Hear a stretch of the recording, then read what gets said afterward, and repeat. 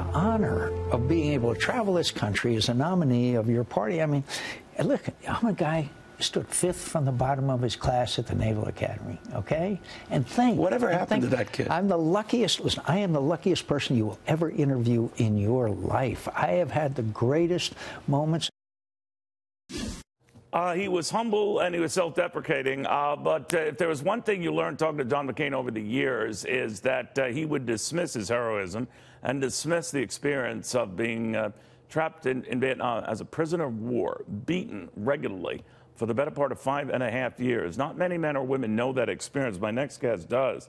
For 7 years, he was held as a POW in the communist prisons of North Vietnam, and the awards and honors for bravery and gallantry go from Silver Star to 2 awards for the Legion of Merit. I could go on to the Air Medal, Purple Hearts, 2 of them, Distinguished Flying Cross, on and on and on. Yet he, like the good senator, doesn't talk about that, doesn't brag about that. I'm honored to have Gerald Coffey with us, the retired U.S. Navy captain. Captain, thank you for taking the time. You're welcome. I'm pleased to be here. Thank you, Captain. You know, you had a close bond with the senator, and we're remembering what duty and sacrifice meant, especially these days in a very divided Washington. I'm just wondering your thoughts on this day. Well, it's a sober day for me, certainly. John and I were very close with several different guys, and I'm very honored to be here to share some time with him.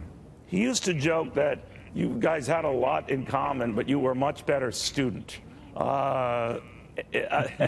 And he would always remind me how, you know, Neil, I was near the bottom of my class, and he just loved to keep pointing it out.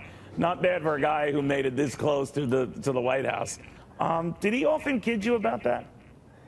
Yes, he did, and but he kidded about a lot of things, and that was one of the things that endeared him to so many of us during those years.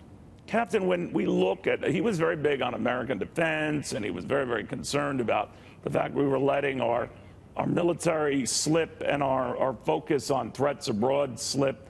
And he seemed to go to his grave with those paramount worries. How would he share that with you? What would he tell you about what were the more fearsome threats? I know he worried about Russia. I know he worried about these rising terrorist groups, but he was worried more about and this was through several administrations, how nonchalant we were getting about it. Well, that's true, because we've gone several years. We have gone for a period of 7 years without much difficulty, and this has given us the opportunity to look again at all the things that we have here to be proud of and to hold up, just as John would do that as well. Do you pay attention, Captain? I'm obligated to mention it because it's in the news now with, you know, the flag of the White House being once again raised to full staff. There's not been a White House proclamation on the passing of the senator. The president, to be fair, did tweet his sympathies to the McCain family, but not much more than that. Your thoughts? Well, the McCain family is so strong in so many ways that there's no way that it can be denigrated with any legitimacy at all, and we are proud to be able to be associated with the senator, and while we have this precious time together with him. Now, that experience, very few men and women know what guys like you went through 7 years in the North Vietnamese prison, the senator 5.5 years. That's a pretty rough time that we're told from a lot of people who knew him, and I knew you were briefly cellmates for a while, that he survived on his humor and trying to be upbeat, hard to do. How did he do that? How did you do that? Well, we all could find humor in so many aspects of the experience. Surprisingly, and it sustained us in many ways. We were constantly reminded by reminders that we had good things to look forward to, and was one thing that certainly came true. I have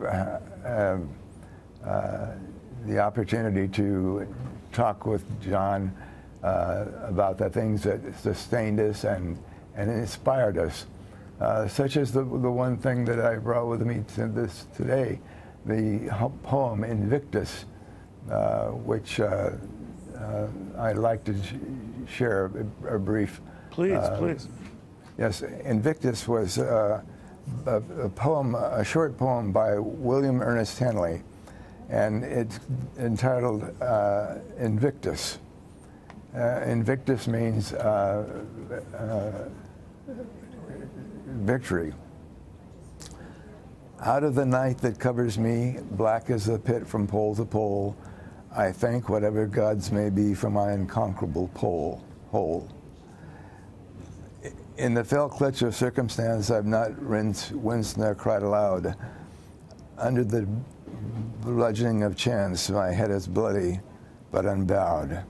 And the final stanza says, it matters not how straight the gate, how charged with punishment the scroll.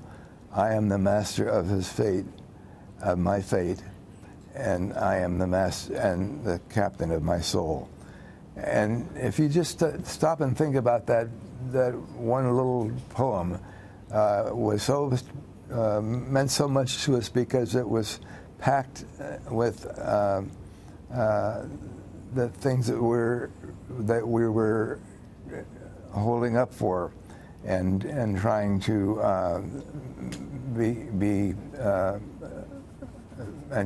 be conscious of that poem.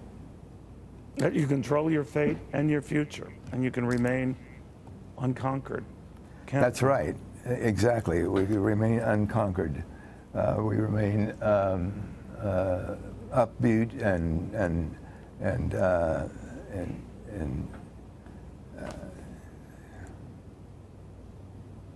it was certainly